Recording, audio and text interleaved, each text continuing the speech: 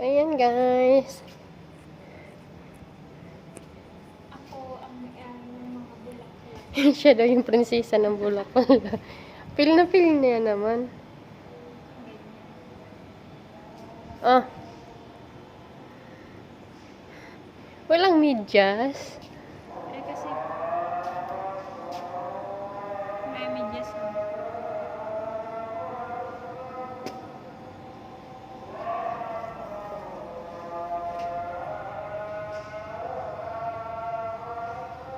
Oh, ang ganda ng bulaklak. Halo. Rose man today. Ito ay rose. Ito ay, ano nga yung tawag nito? Bougainvillea. Bougainvillea. Hindi ko alam yung iba. Halo-halo to, guys. Ito rose. Ito rose.